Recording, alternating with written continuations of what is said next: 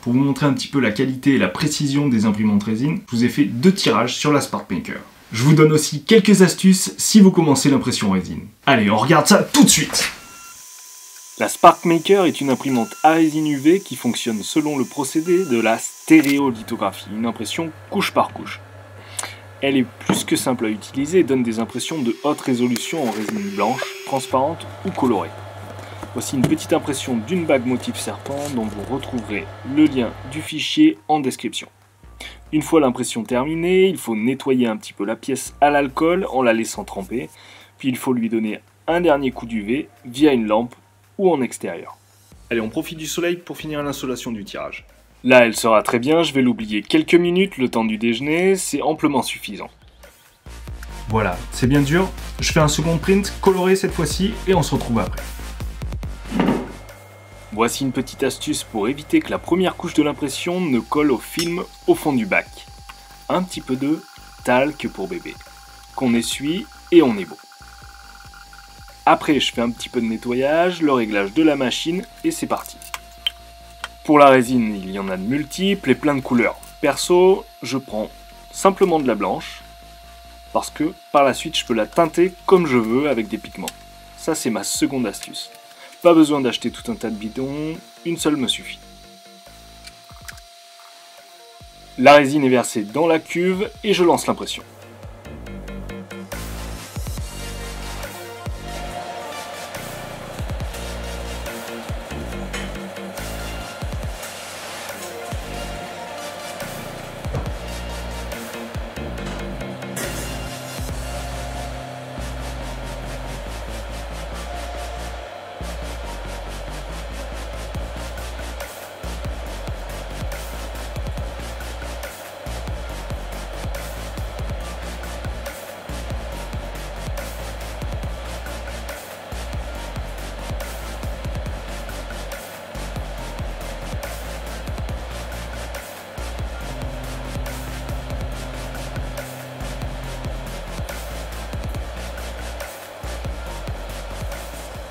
Pour vous donner un peu une idée de ce qui se passe à l'intérieur, la résine est solidifiée à chaque fois que les LED placés sous l'écran du bac s'allument.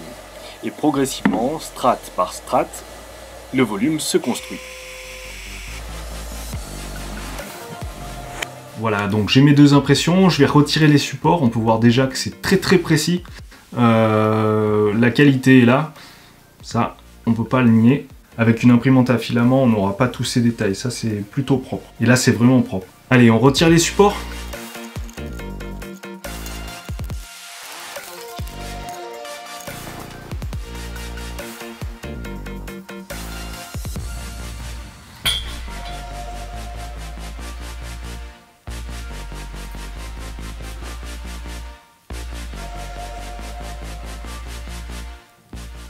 Alors voilà un petit peu ce à quoi on arrive, et tout ça par une interface très simple.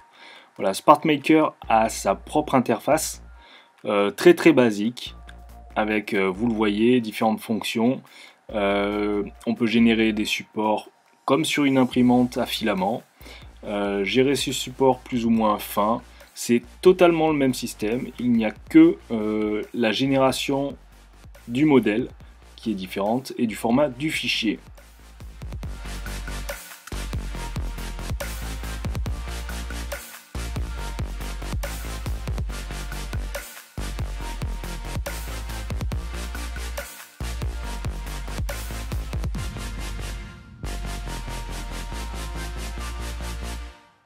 Comme vous le voyez à l'écran, on a vraiment une définition qui est vraiment extrêmement pointue et qu'on retrouve finalement sur le tirage.